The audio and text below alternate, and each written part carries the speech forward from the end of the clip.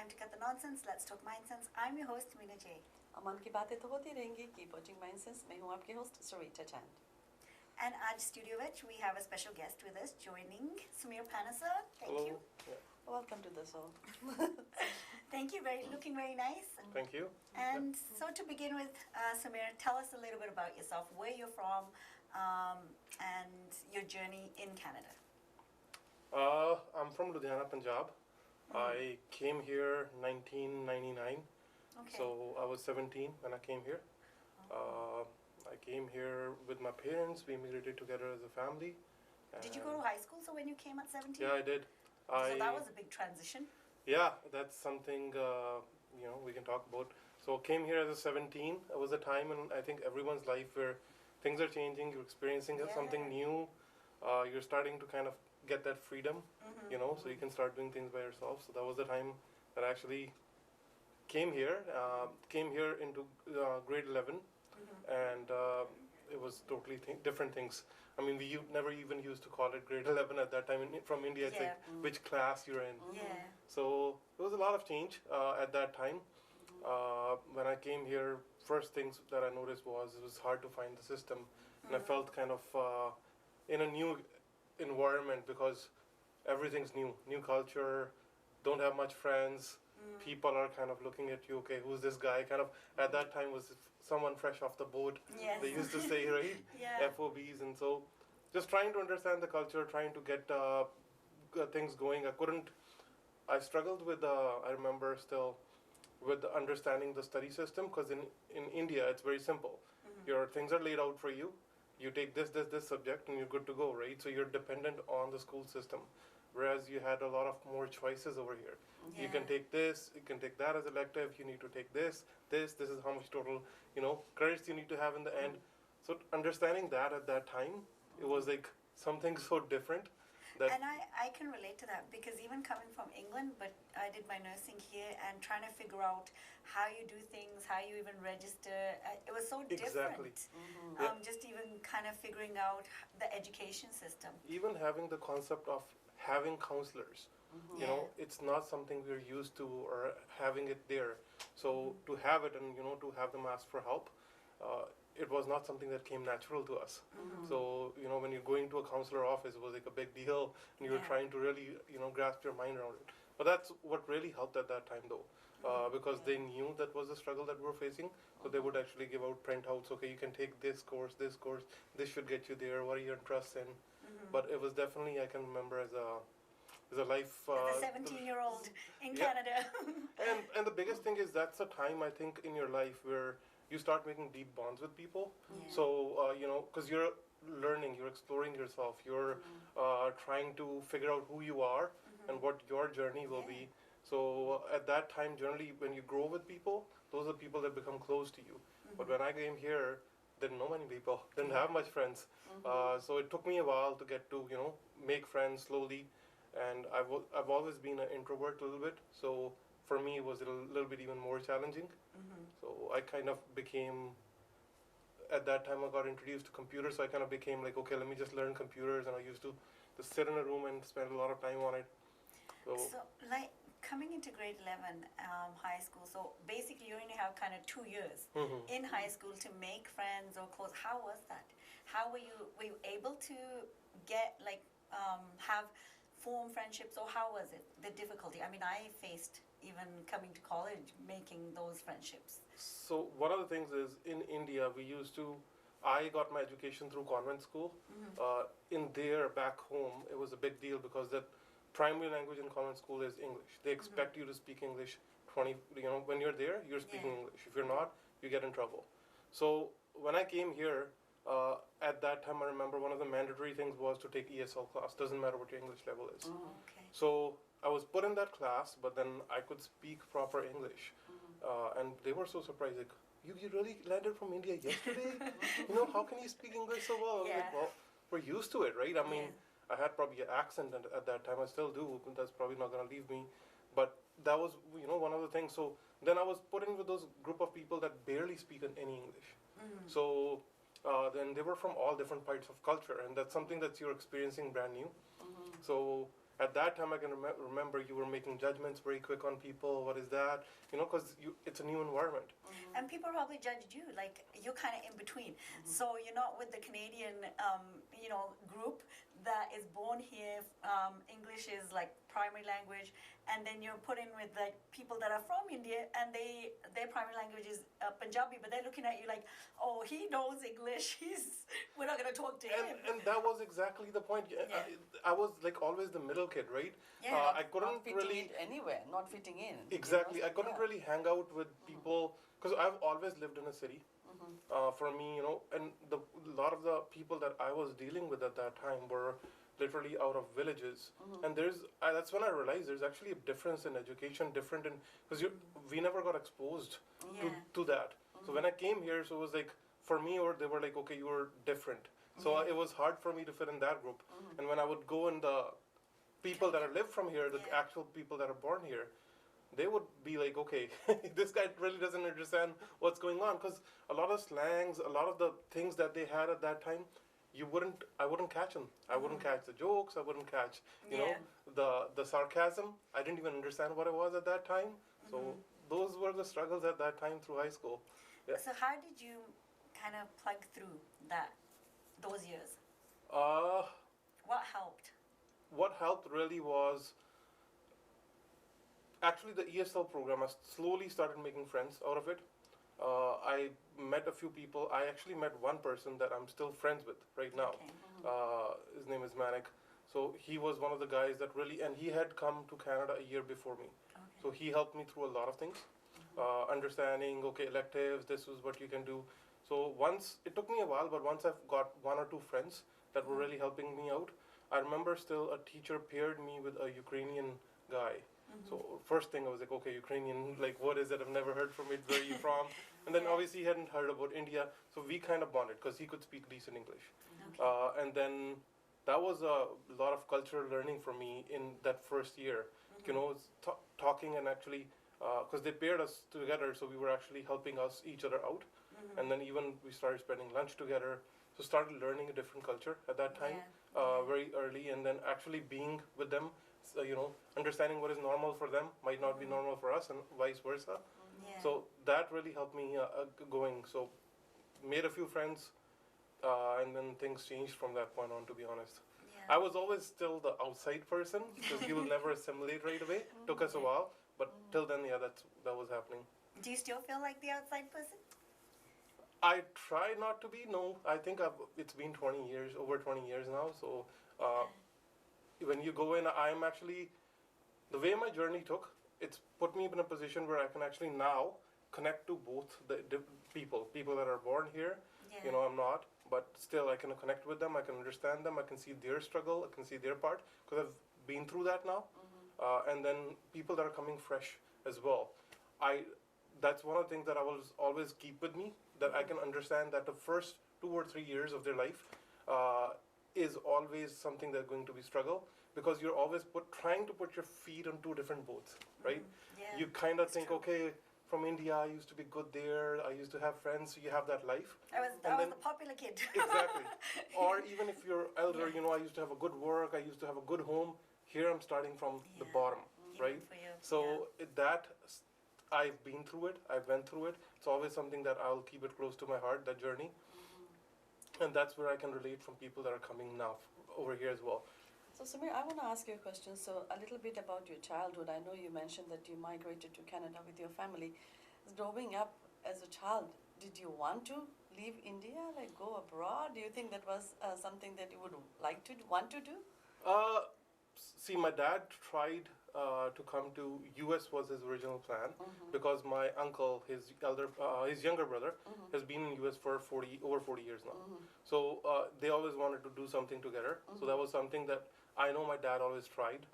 But then US is so much harder to get into. So at that time, their thinking was, okay, right next to US is Canada, easier immigration. So he prepared for that. At that time, I remember he used to give TOEFL exams, and he used to prepare from those audio cassettes and stuff like that. So we always knew So new. that that's something that A might happen. possibility, yeah. It excited us as a kid because, you know, never been out of India, never yeah. sat into airplane. So Yeah. that possibility, excitement was always there. But at the same time, I remember I did my grade 10 in India, and I had so many close friends. So, you know, that was one of the things that was very tough, breaking away completely from them. I kept in contact with a lot of them, still in contact with a couple of them for years. But then everyone started getting busy in their life, so it's a little bit harder now. Yep. But that was we always knew that we were gonna come, but it was something that I remember we used to get excited, but then that took 8 years. So over that period of time, is it really gonna happen? How was that day when you left India? You said goodbye to your friends, your family. Initially at that time, very excited. Yeah. Because it was something that we had been told that's going to happen for 8 years. We put our life on pause. I remember that, right? Because you wouldn't buy new things. You're like, okay, we're going to leave anyways. You wouldn't, you know, upgrade. So this was now you're taking that extra step, which you waited for Finally long. happening. You never thought it would be happening, and it's finally actually happening. So I remember being very excited to be on the plane first time. Remember that whole little journey that we had with, you know, actually buying things to come to Canada. So everyone would say, okay, it's really cold, get this. It's, you know, you're never going to get Indian stuff over there, so take this. So I remember that whole situation. It was like different. Yeah. And so moving here, then you moved here, went to high school. After high school, what did you do? I went to college again. That was a different thing because coming here, that first initial 2 years, I remember grade 11 and grade 12 when I did over here, it was just so much, I was so involved in making friends, trying to figure out stuff. I never even thought, okay, what I'm going to do. So when one of the things, when we were new to Canada, I remembered that we are, you know, fresh, money is tight, so college is expensive. I knew that. So first things I did was, as soon as I graduated out of my, grade 12, my dad was the only one earning at that time, and he's a civil engineer, and he's doing a security job at a basic rate, right? So I knew I needed to support him. So first thing I did was I took a year off from after high school, and I did 2 full-time jobs. I tried to save some money for my college, because I never wanted to be in loans and stuff like that. So I was like, okay, you know what, I'm going to just save money and then put myself through college. So I took a year off. I worked, my very first job was at a feature shop. I worked there for 13 years actually. Wow. After that. And then I basically did that, saved up some money, went back to college a year after. Yeah. And so you said, you know, like I felt I had to support him. So being the boy, a son of the house, did you, that pressure, or how was that situation that you felt that need that yes, you do have to support? Because not everybody thinks like that, even though if it's a son, that, you know, I have to support my father, let him work, I'm going to do my ash. Well, see, at that time was a little bit different because those were struggling times. We could see my dad, you know, really trying hard to earn money for the family, but it was like he was doing night shifts, 12 hours, right? He would come and sleep in the daytime, and he would barely get sleep sometimes because there's always, you know, someone will wake you up for something. He has to drop us off because we were still dependent on him, you know, at that time. So one of the things that my dad told us at that time is, listen, guys, I can provide you for the basic stuff. Like if you guys need money for school, basic clothes, I'll put that on the table. You guys want anything extra more than that? It's hard for me right now because I'm already struggling to get those things going. So you need to take some responsibility. So that was something that was put very early on our shoulders, and I understood that. So how many members were in your family? At that time, we have always been 5 members. So I have 2 sisters, one elder, one younger, and then myself, mom and dad. Okay. Yeah. So, you know, elder sister was already working as well. She was going through her whole thing because she never went to high school. So for her to go straight into college was a challenge, trying to right away figure out and understand the systems. It was tough for her, right? Plus she was trying to help, trying to get some work, and she had her own struggles going on at that time. So for me, I started off with 2 major things. One, I wanted to support my family. Second, going into high school, now you're coming in, you're looking at people, you know, kids wearing all the brand name clothes and wearing all that. So that was, when you're younger, something that excites you. So that was my second motivation to get a job. I was like, I told my dad, okay, I'll keep 50%, I'll give you 50%, so we both kind of win-win. So that was my motivation behind that. And I think I'm glad you mentioned that, because I think, when you talk to younger, like children now who are in their, mid 30s or late 30s, and I think around that age time, and that's what they say, it's the environment around them is what really triggered them to get a job at a very young age, because they wanted to, immigrant parents could not afford to give them the name brand, they could only afford the basics, but if you wanted to fit in with your group and all those stuff, then you needed to do something about it. So that's a common thing. It wasn't more as to fitting in the things. For me, I knew that money is tied in the family.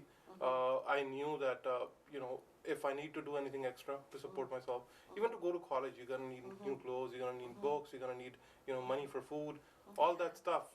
You want to have a good life. That's why you came here. So I knew I need to take that responsibility right away, and actually it helped me grow as a person a lot, because I actually understood the value of money at that time. And responsibility does, right? Yeah. It's responsibility that helps a person grow, taking on responsibility. Yeah, 100%. And I knew, if I'm spending $100 on this Nike jumper, I better take care of it, right? Because it took me a long time to earn that $100. Whereas if it was just handed to me, there's like go in and just buy something. It's you don't have the value for that. That's so true. Because So true. you don't understand how hard it is to make the $100. I remember one of the very memories I can recall right now, which was very close to me. I hadn't actually gotten a job yet. My sister Nishi, she got her first paycheck, and the first thing she did from that paycheck was buy me a full suit, like a jumper and track pants. And I cherished that.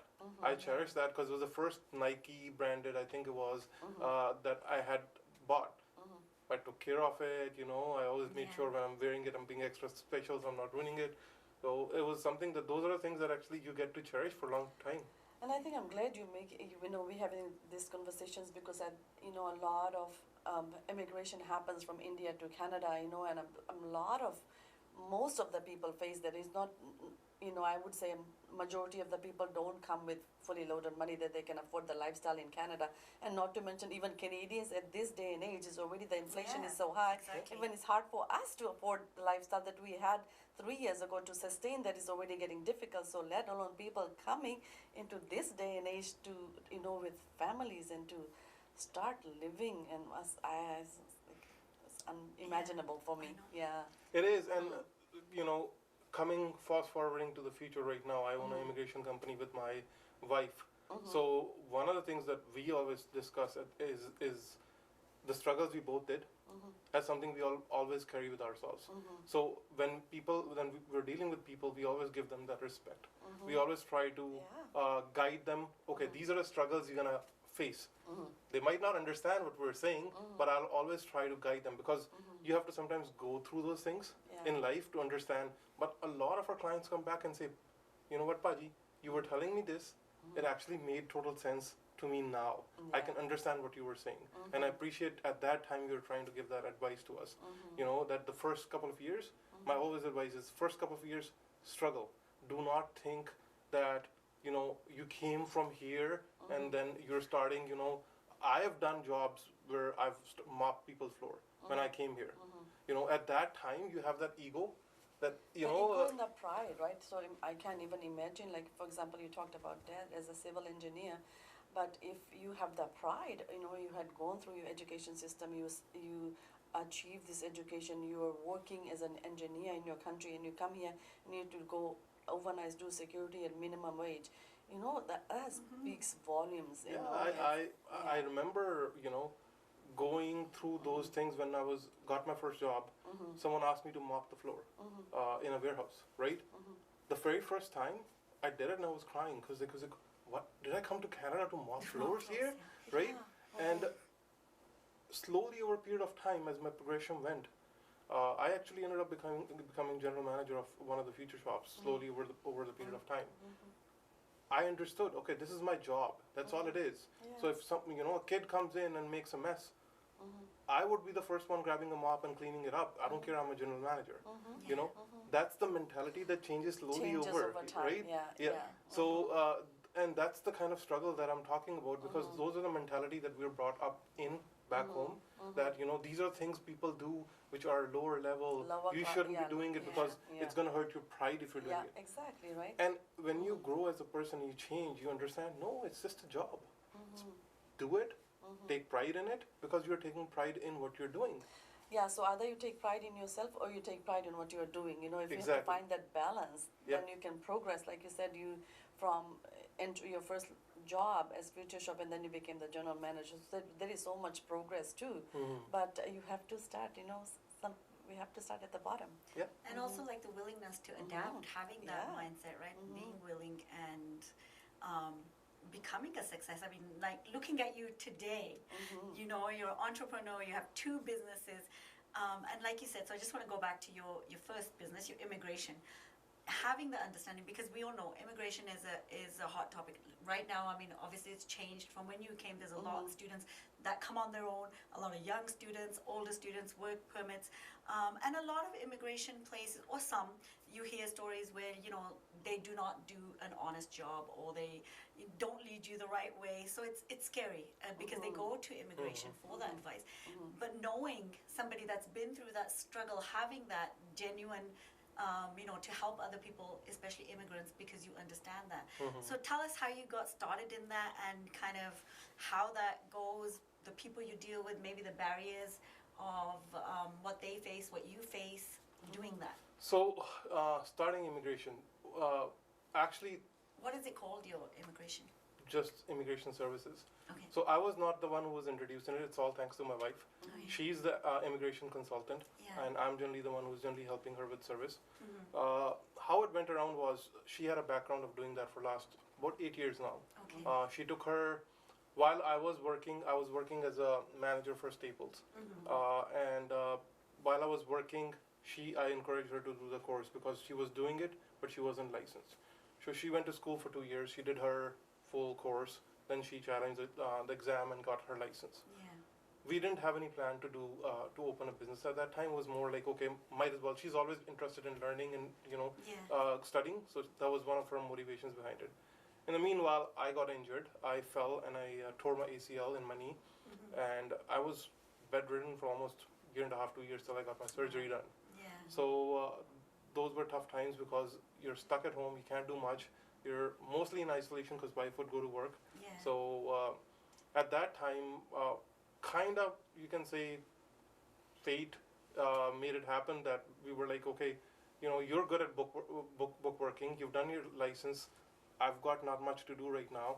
So why don't we start something together? So, and we came into a pretense. One of the first things that we discussed was there's a lot of people that are doing things in a market which are, I would say, in a gray area, right? The best way I can put it. That's something that didn't sit right with us, both of us. Yeah. And one of our things was like, if we're gonna get into this, we'll do it professionally, and we'll try to be in a way where, it's a business and needs to make money, but we'll at the same time, end of the day, need to help people, so you can come back and sleep at night with peace, Yeah. right? That was something important for both of us. So that's how we